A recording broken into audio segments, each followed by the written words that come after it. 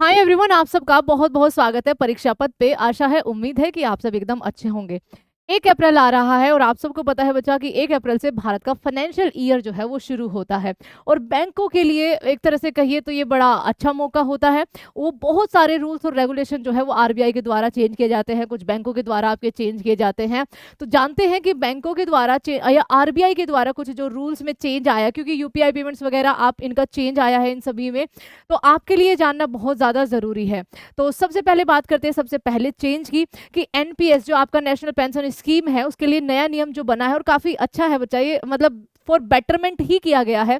Pension fund नियामक और विकास प्राधिकरण आपका एनपीएस निवेशकों के साइबर फ्रॉड से बचने के लिए, क्योंकि आज के टाइम पर साइबर फ्रॉड जो है वो बहुत बड़े लेवल पर किया जा रहा है। साइबर फ्रॉड से बचने के लिए 2 लेयर सिक्योरिटी आपका सिस्टम लागू करने जा रहा है। इसके तहत 2 फैक्टर आधार आधारित प्रमाणीकरण शुरू किया जाएगा।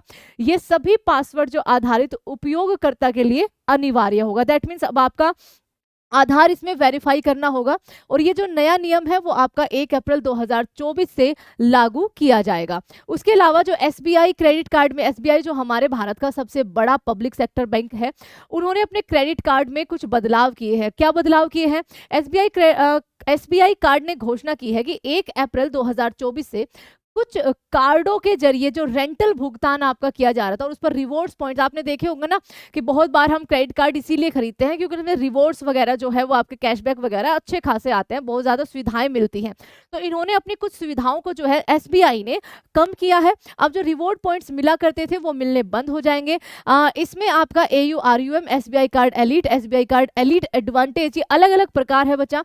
एसबीआई कार्ड प्लस शामिल है। वहीं कुछ क्रेडिट कार्डों पर रेंटल भुगतान पर रिवॉर्ड्स पॉइंट जो है वो मिलना जारी रहेगा। और ये आपका जो बंद हो जाएगा वो आपका 15 अप्रैल 2024 से बंद हो जाएगा। इसके अलावा एक बच्चा मोस्ट इंपॉर्टेंट, आप सबने देखा होगा, आप सबके पास सेविंग अकाउंट्स तो होंगे और आपने देखा होगा कि उसमें आपका, जैसे मेरा पहले एसबीआई में था, कि उसमें अगर आपका कुछ एक मिनिमम बैलेंस नहीं रखते थे, लाइक 2000 हुआ करता था, कि अगर वो बैलेंस या उससे कम होता था तो आपका एक फीस चार्ज किया जाता था कि भाई आप अपने बैंक अकाउंट का मेंटेनेंस चार्ज जो है ये भरना पड़ेगा।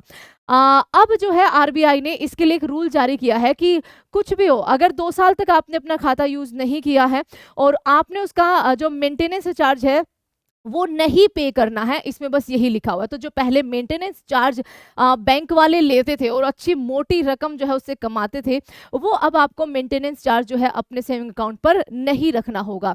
The RBI has said the bank can not impose a penalty for non maintaining minimum balance on accounts that are in appropriative, those that have not recorded any transaction for over 2 years. It also added that the bank can not classify account created for receiving scholarship वालों के लिए भी है ये, money or direct benefit transfer as inappropriated even if they have not been used for over 2 years. और यहाँ पर the directive to bank are a part of RBI new circular on inappropriate account and part of its effort to bring down the level of unclaimed bank deposits. तो ये बच्चा आपका rule जो है वो नए साल से लागू हो जाएगा। उसके अलावा ये भी आपका एक रूल है डिफॉल्टर्स के लिए। कई बार क्या होता है कि बहुत सारे लोग जो है वो लोन लेने जाते हैं लेकिन उस लोन को एक लिमिटेड टाइम पीरियड पर वो नहीं चुका पाते, या फिर 6 महीने के लिए वो आपका ईएमआई नहीं भर पाते। तो ये एनबीएस, नॉन फाइनेंशियल बैंकिंग जो आपके सर्विसेज है, ये क्या करते हैं कि उनपे बिना मतलब की पेनल्टी जो है वो लगाते रहते हैं, पेनल्टी बढ़ा बढ़ा कर लगाते रहते हैं, जिसके अंदर वो और ज़्यादा कर्ज के अंदर डूब जाते हैं। अब जो जेन्युइन डिफॉल्टर होते हैं बच्चा, वो इससे परेशान होकर बहुत बार कुछ गलत कदम उठा लेते हैं। लेकिन हाँ, जो जानबूझकर लोन ले लिया लेकिन चुकाने का मन नहीं है, जानबूझकर डिफॉल्टर बनते हैं, उनके लिए नियम जो है वो और सख्त किए गए हैं। लेकिन जो जेन्युइन डिफॉल्टर हैं उनके लिए कहा गया है कि आप बिना मतलब की पेनल्टी जो है वो इम्पोज नहीं कर सकते, कि मतलब आप पेनल्टी वो बढ़ाते जाओगे। ये आरबीआई ने बोला है। The RBI Thursday propose major change in the rules relating to wilful defaulter including allow NBFCs, ठीक है, to classify such borrowers. It also said that defaulter with above RS 25 lakh 25 lakh loan outstanding and unpaid for 6 month, 6 महीने तक अगर नहीं किया है, could be classified as defaulter, उसको आप डिफॉल्टर घोषित करोगे and they would be barred from joining the board of any company. The current rule doesn't have a fixed timeline to classify a wilful defaulter.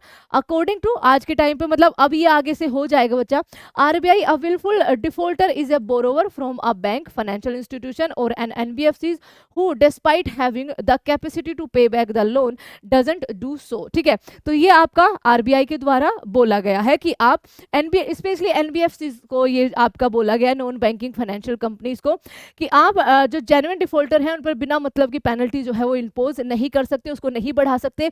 एक जो उचित दंड होता है, ठीक है, वही आप उन पर लगा सकते हो। तो एक ही आपका जो 1 अप्रैल से है वो शुरू हो जाएगा। और दूसरा है बच्चा जो UPI पेमेंट, एक और, हाँ ठीक है, आप सभी लोग UPI पेमेंट करते हो और पेमेंट पेटीएम बैंक के साथ जो हुआ है उसके बाद तो आपको और ज़्यादा इसकी जानकारी हो गई होगी। तो अब इस UPI पेमेंट्स को और ज़्यादा अच्छा, और ज़्यादा सुनियोजित, और ज़्यादा सरल ढंग से बनाने के लिए भी RBI ने बहुत सारे कदम जो है वो आपके उठाए हैं, जिनके बारे में आपको धीरे धीरे जो है वो पता चलता जाएगा। तो 1 अप्रैल से ये कुछ नियम जो है वो आपके चेंज हो रहे हैं। उम्मीद है कि आपको ये जो वीडियो है ये बेनिफिशियल लगी होगी, क्योंकि आप सभी लोग आज के टाइम पे कहीं ना कहीं बैंकिंग सिस्टम से जो है वो जुड़े हुए हैं, ऑनलाइन या डिजिटल बैंकिंग सिस्टम से जुड़े हुए हैं। तो thank you so much everyone, take care. जिन्होंने परीक्षा पथ को सब्सक्राइब नहीं किया है, please subscribe the channel. Thank you so much everyone, जय हिंद।